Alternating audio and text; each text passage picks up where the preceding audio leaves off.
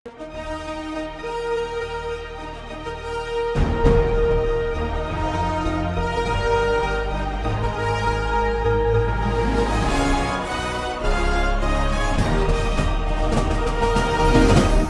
பார்த்து கொண்டிருப்பது உங்கள் ஜாஷ்வா டிவி. சகல ஜனங்களுக்கும் நற்செய்தி.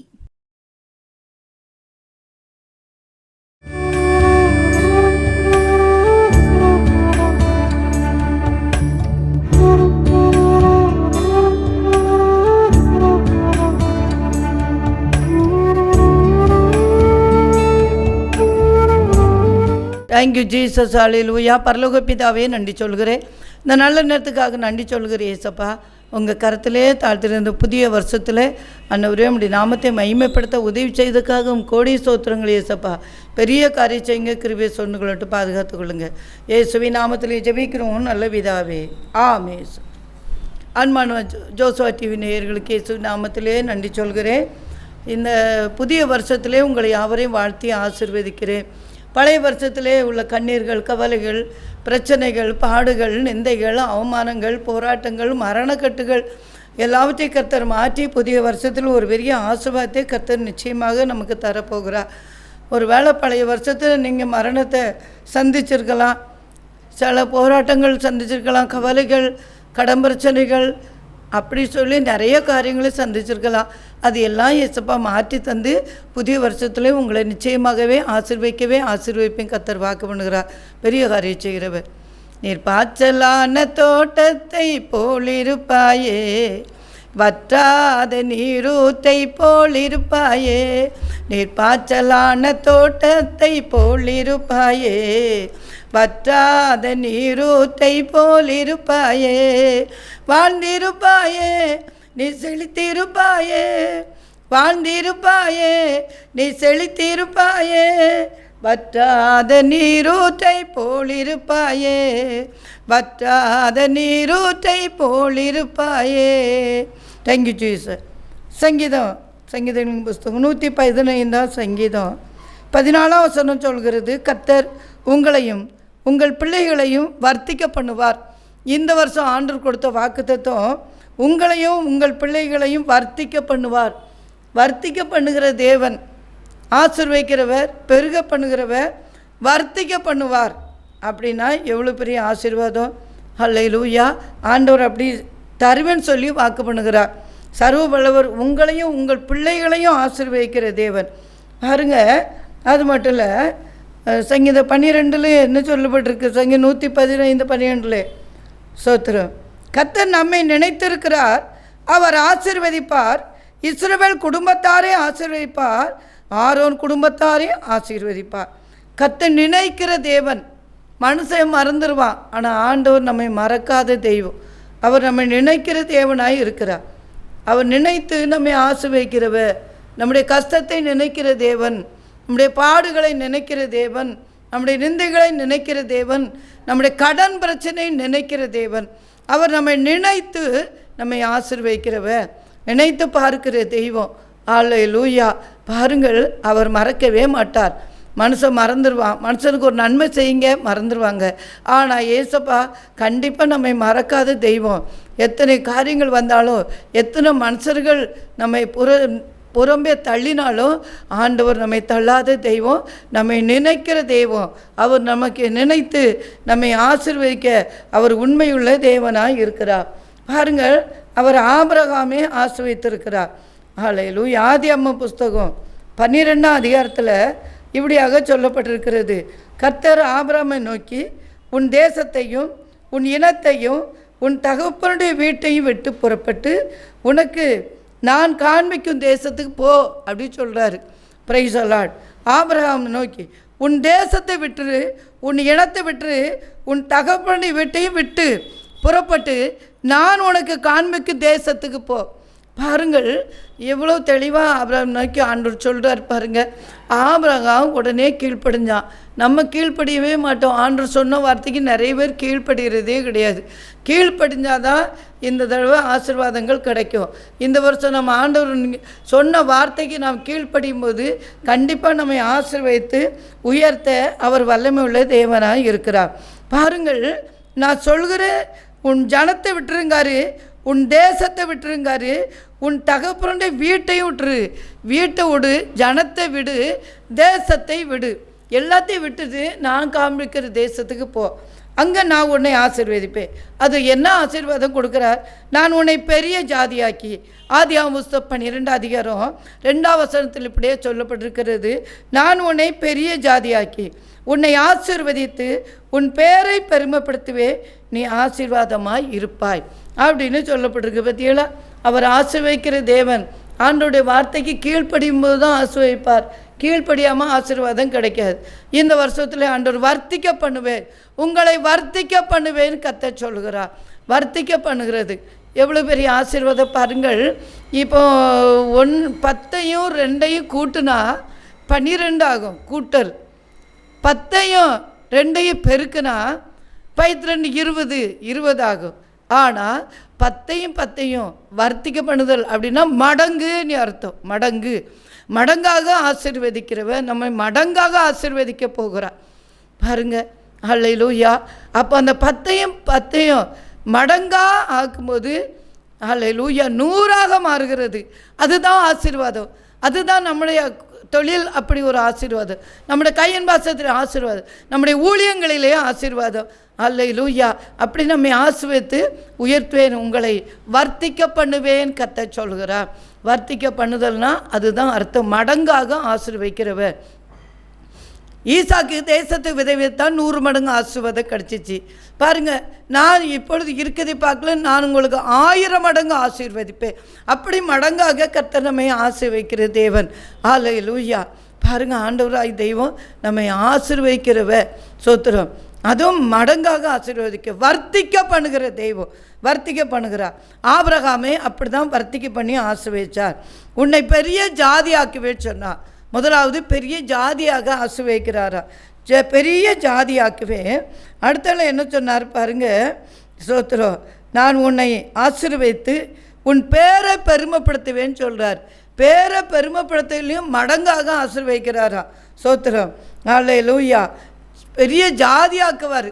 என்ன, ரட்சிக்கப்பட்ட ஜனமே உனக்கு ஒப்பானவன் யார் அப்படி சொல்கிறார். இன்றைக்கி நிறைய தேசத்தில் நிறைய ஜாதிகள் இருக்குது. பெரிய ஜாதி, சின்ன ஜாதி, தாழ்ந்த ஜாதி, அப்படிலாம் ஜாதி பார்க்காங்க. ஆனால் நம்ம ஏசப்பா ஜாதி பார்க்குற தெய்வம் இல்லை, பெரிய ஜாதியாக்குவேனே பரிசுத்த ஜாதியாக மாற்றுவார். இரத்தத்தால் கழுவப்பட்ட பிள்ளைகள் பரிசுத்த ஜாதி, அப்படி தான் பெரிய ஜாதியாக மாற்றுவேன்னு சொல்கிறார். அல்ல, ஆண்டவர் ஜாதியை பார்க்குற தெய்வமே கிடையாது. நம்ம ஏசப்பா எல்லா ஜாதியும் ஒரே ஜாதி தான், ஆனால் பெரிய ஜாதியாக்குவேன், பரிசுத்த ஜாதியாக்குவேன்னு சொல்கிறார். அடுத்தால பாருங்கள், உன் பேரை பெருமைப்படுத்துவேன். மடங்காக பெருமைப்படுத்துவார், வர்த்திக்க பண்ணுவார். நம்முடைய பேரை பெருமைப்படுத்துகிற தேவன். பாருங்கள், இன்றைக்கி உலக மனுஷங்க ஒரு சின்ன காரியம்தான், ஒரு சின்ன தப்பு, ஒரு சின்ன காரியங்கள் நம்ம வீட்டில் நடந்துட்டால் போதும், அதை எந்த வழியிலையாவது எதையாவது சொல்லி பேரை என்ன ரிப்பேர் ஆக்கி போடணும் அப்படி சொல்லி மனுஷன் நினச்சிக்கிட்டே இருப்பான். சொல்லுவான், வாயை திறந்து சொல்லுவாங்க. அப்படி காரியங்கள் பேசுவாங்க. ஏன் இந்த குடும்பத்தில் இப்படி நடந்துச்சு, ஏன் உங்கள் குடும்பத்தில் இப்படி மரணம் வரும், ஏன் குடும்பத்தில் இப்படி பிரச்சனை வருது, அதில் அவங்க சரியில்லை, அவங்க அதில் சரியில்லை, இதில் சரியில்லைன்னு எதையாவது ஒன்று சொல்லி அவங்கள அப்படியே மட்டம் தட்டுவாங்க. ஆனால் ஆண்டவராய் தெய்வம் சொல்லுகிறா, நான் உன்னை ஆசீர்வதிக்கிறது மட்டும் இல்லை, உன் பேரை பெருமைப்படுத்துவேன் கர்த்தர் சொல்கிறா. பேரை பெருமைப்படுத்துகிற தெய்வம் நம்முடைய அப்பா ஏசப்பா. நம்ம ஊழியம் செய்தால் ஊழியத்தில் பேரை பெருமைப்படும், பாடல் ஊழியத்தில் பெருமைப்படுத்துவார், செய்திகளை பெருமைப்படுத்த, ஜெபத்தில் மற்றபடி ஆண்டவர் மற்ற காரியங்களை பெருமைப்படுத்துகிறவர். ஒருவேளை நீங்கள் தொழில் செய்தீங்கன்னா அந்த தொழிலே கர்த்தர் உங்களை பெருமைப்படுத்துகிற தேவன்.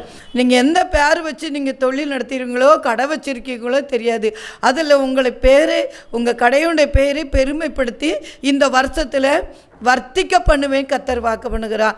ஒரு வேளை ஜவுளி கடை வச்சுருந்தா ஆண்டவர் வர்த்திக்க பண்ணுவார். எத்தனை இடத்துல ஜவுளி கடை வைக்கணுமோ அப்படி ஆசீர்வாதத்தை கொடுப்பார். என்ன தொழில் செய்தால் கூட அதில் ஒரு பெரிய ஆசீர்வாதத்தை கொடுத்து வர்த்திக்க பண்ணுவேன் கர்த்தர் வாக்கு பண்ணுகிறார். மடங்காக ஆசீர்வாதங்கள், மடங்கான ஆசீர்வாதம் ஆண்டவர் கொடுப்பேன்னு சொல்லி வாக்கு பண்ணுகிறார். ஆண்டவர் அப்படி தான் ஆசீர்வதிக்கிறவர். அடுத்தால பாருங்கள், நீ ஆசீர்வாதமாய் இருப்பாய் சோத்திரம். அடுத்த மட்டும் இல்லை, என்ன சொல்கிறார் 3ஆம் வசனம், உன்னை ஆசீர்வதிக்கிறவர்களே ஆசீர்வதிப்பேன், உன்னை சபிக்கிறவர்களே சபிப்பேன். பாருங்க, உன்னை யார் ஆசீர்வதிக்காங்களோ அந்த ஆளுக்கு தான் ஆசீர்வாதம். உங்கள் கூட ஒரு விலை சொத்துறோம் நல்லா இருப்பாங்க, ஒரு சின்ன காரியம் தப்பு நடந்துச்சா உடனே உங்களை சபிக்க ஆரம்பிச்சிருவாங்க, அனாவசியமாக பேசுவாங்க. ஆனால் ஆண்டவர் உன்னை யார் ஆசீர்வதிச்சாங்களோ அவர்களுக்கு தான் ஆசீர்வாதம், உன்னை யார் சபித்தாங்களோ அவங்களுக்கு சாபம் கிடைக்கும்னு கத்த சொல்கிறார். அதனால் பாருங்கள், ஆண்டவர் பெரிய சோத்திரம். உன்னை ஆசீர்வதிக்கவில்லை ஆசீர்வதிப்பேன். உங்களை யாராவது சபிச்சிட்டாங்கன்னா கவலைப்படாதுங்க. ஏன் நான் கர்த்தருடைய சாபத்தை வாங்கிட்டே இருக்காங்க. அன்பு பிள்ளைகளே, நீங்கள் யாரையும் சபிக்காங்க. இந்த புதிய வருஷத்தில் ஆசீர்வதிக்கவே ஆசீர்வதிங்களே, கர்த்தர் உங்களையும் ஆசீர்வதிச்சுட்டே இருப்பார். அன்பு பிள்ளைகளை, நம்ம ஒரு இடத்துக்கு போனால் அந்த பிள்ளையை ஆசீர்வதிச்சு, ஒரு வீட்டுக்கு போனால் அந்த குடும்பத்தை ஆசீர்வதிச்சு ப்ரேயர் பண்ணுவோமே, அந்த ஆசீர்வாதம் நமக்கு கிடைக்கும். சோத்திரம். ஒரு வேளை உங்களுக்கு விரோதமாக யாராவது பேசிட்டாங்க, அவதூறாக பேசினாங்க, நீங்கள் நன்மை செய்திருப்பீங்க, அதுக்கு பதிலாக தீமை செய்வாங்க. இப்படிப்பட்ட காரியங்கள் செய்தாங்கன்னா என்ன சொல்லணும் அப்படின்னா, சோத்திரம் நல்லா ஜெபிச்சுட்டு கர்த்தர் அவர்களை ஆசீர்வதிங்க. ஏன்னா சத்துருக்களை சிநேகியுங்கள், உங்களை நிந்திக்கவர்களுக்காக ஜெபம் பண்ணுங்கள் அப்படின்னு ஏசப்பா சொல்லியிருக்காங்க. அதனால் நம்மளை யாரும் நிந்திச்சாலும் அவர்களுக்காக ஜெபிக்கும் போது அந்த ஆசீர்வாதம் நமக்கு சேரும். சோத்திரம். அவங்க பாருங்கள், சபிக்கிறவர்களை நம்ம ஆசீர்வதிக்கும் போது அந்த ஆசீர்வாதம் நமக்கு சேரும். அதனால் பாருங்கள், பிள்ளையாம் ஜனங்களை சபிக்க போகிற ஆண்டவர் சபிக்காதுன்னு சொல்கிறார். இஸ்ரவேலை ஆசீர்வதிப்பதே கர்த்தருக்கு பிரியம். அவர் இஸ்ரவேல் ஜனங்களே ஆசீர்வதிக்கிறவர், ரட்சிக்கப்பட்ட பிள்ளைகளே ஆசீர்வதிக்கிறவர். பின்ன ஏன் சபிக்கிறீங்க? சபிக்கவே வேண்டாம். யார் சண்டை போட்டாலும் கூட யாரையும் சபிக்காங்க. நல்லா ஜெபம் பண்ணிவிட்டு ஆசீர்வதிங்க, அந்த ஆசீர்வாதம் உங்களை சேரும். அப்படி உங்களை ஆசீர்வதிக்கிறவர். அதனால தான் உங்களை வர்த்திக்க பண்ணுவேன்னு கத்த சொல்கிறார். மடங்காக ஆசீர்வதிக்கிற தெய்வம். இந்த வருஷத்தில் மடங்கு ஆசீர்வாதம் தான், வர்த்திக்க பண்ண தெய்வம். அல்லேலூயா. உங்களுக்கு வேலை கடன் பிரச்சனையில் நீங்கள் இருக்கலாம். ஆண்டவரே, இந்த கடனை அடைக்க முடியலையே, நான் என்ன செய்வேன்னு சொல்லி கலங்கி கொண்டு இருக்கலாம். சீக்கிரமாகவே அந்த கடனை அடைச்சி தந்து வர்த்திக்க பண்ணுவார். மடங்காக தொழிலை வர்த்திக்க பண்ணுவார், வியாபாரத்தை வர்த்திக்க பண்ணுவார், ஊழியத்தை வர்த்திக்க பண்ணுவார். அப்படி ஆசீர்வதிப்பே கத்த சொல்கிறார். தேங்க்யூ. பாருங்கள், ஆண்டவர் சர்வ வல்லவர். பூமியில் உள்ள வம்சங்கள் எல்லாம் உனக்குள்ள ஆசீர்வதிக்கப்படும். எவ்வளோ பெரிய ஆசீர்வாதம்.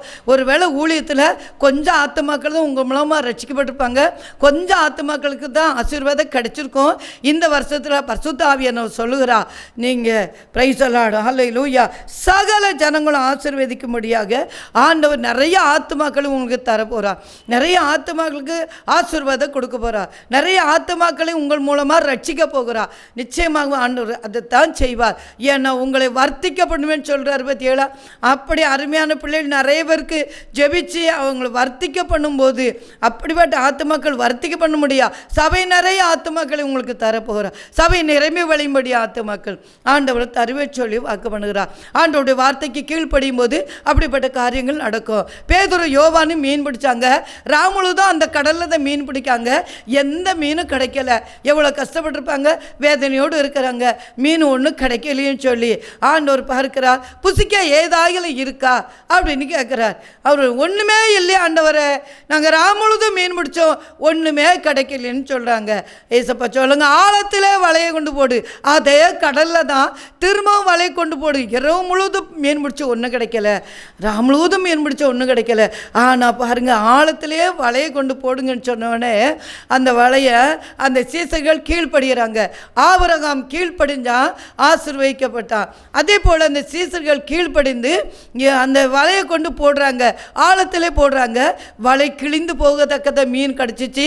பக்கத்து படகையும் அவங்க சையை காட்டி கூப்பிட்டு அங்கேயும் மீன் நிறைய கிடச்சிச்சு. பாருங்க, அதுதான் ஆசீர்வாதம். இந்த வருஷத்தில் நீங்கள் ஆண்டோடைய வார்த்தைக்கு கீழ்ப்படிஞ்சு பாருங்க, உங்கள் வாழ்க்கையில் ஆசீர்வாதம் வரும். பெரிய ஆசீர்வாதத்தை கர்த்தர் கொடுப்பார். ஆண்டவர் சர்வ வல்லமுள்ள தேவன். மீன் பிடிப்போம் ஹை ஹை, மீன் பிடிப்போம் ஹை ஹை, வலையிலேய வலை நிறைய மீன் பிடிப்போம், நாங்கள் வலை நிறைய மீன் பிடிப்போம். புசிக்க ஏதாகிலும் உண்டோ என்று இயேசு கேட்டார்.